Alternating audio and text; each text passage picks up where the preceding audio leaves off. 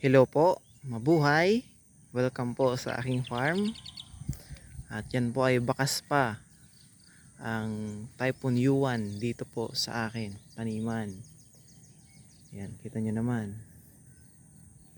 Grabe yung damage na nangyari dito sa akin. At yon, ang aking training hall ay nagiba. So, wala tayong magagawa kasi yan hindi natin yan mapipigilan. Kasi panahon yan ay typhoon. So, yan.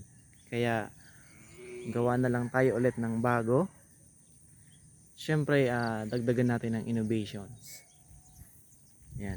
So, ngayon po ay tuturo ko sa inyo kung paano gumawa ng nursery or green nursery na pwede natin greenhouse na rin. Ito. Bali, ito po ay yung mga yung mga materials po na galing doon sa isang kubo na yun, sa malaki. Tapos ito na, ginawa ko siyang nursery. Yan po ay tawag dyan dome. Yan, dome ang niya. Tapos marami pong binigay sa akin UV plastic. Kaya ayan, may UV plastic po ko from DA po. So ito po ay pwede na siyang typhoon proof kasi kapag may typhoon, pwede ko pong matanggal itong itong UV plastic. Ayan.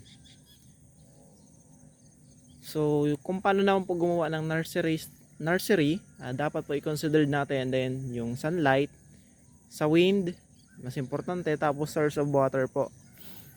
Ito po kasing itong dating nilagyan ay ito yung small carry ko dito. So nagiba yung dating building dito kasi nakapunta doon. Ayun tignan nyo naman yun. Hanggang doon yung tapunan niya. So malakas talaga yung bagyo. Tapos sabi ko sayang naman itong yan, patungan na yan. Kaya nilagyan ko na lang ng bubong, tapos sabi ko gawin ko na lang nursery para hindi masayang. Kung gigibayin ko kasi, ayan, sayang yung pagkakagawa. Maganda pa naman, kaya yan, nilagyan ko na lang ng shed. Ginawa ko nursery, and also dapat sabi ko aesthetic yung yung design. Kaya ayan po.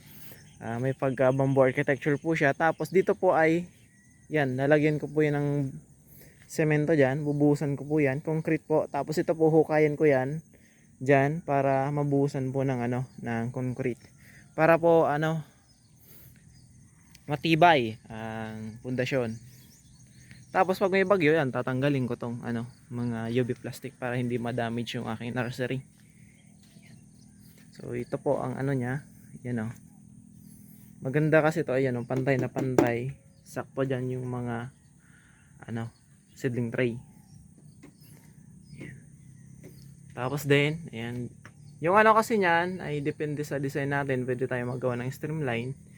Ito kasi dapat sa bubong nito like ganyan. Pag itong straight na to, yan lang yung ginamit natin. May possibilities na yung tubig ay dito. May ipon yan dyan. Kaya nilagyan ko siya ng mga ganyan, mga pa-diamond na yan.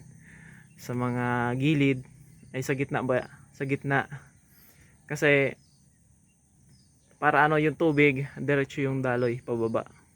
Same din dito. Yan. Tapos pwede naman puro ganito lang. Ito. Pakalagay natin ng ganito. Itong straight hanggang doon. Pwede naman puro lang ganyan. Pa straight lang. Depende sa gusto natin. Ako kasi yan ang gusto ko kasi para aesthetic siyang tignan. Yan, may design na rin. 'Di ba? So nilagyan ko siya ng mga dito kasi yung mga kasi yung plastic ay pag hinahangin gumagalaw, kaya nilagyan ko ng mga brace dito sa sa taas. Yan. Ito ang itsura niya kapag malayo. Nakita nyo naman kanina. Kapag naka-side, ganyan. Medyo palabas kasi yung nito. Yan, may palabas siyang konti. Yan, hindi siya straight na ganyan. May palabas siya para pag umulan, hindi agad mabasa yung yung mga tanim.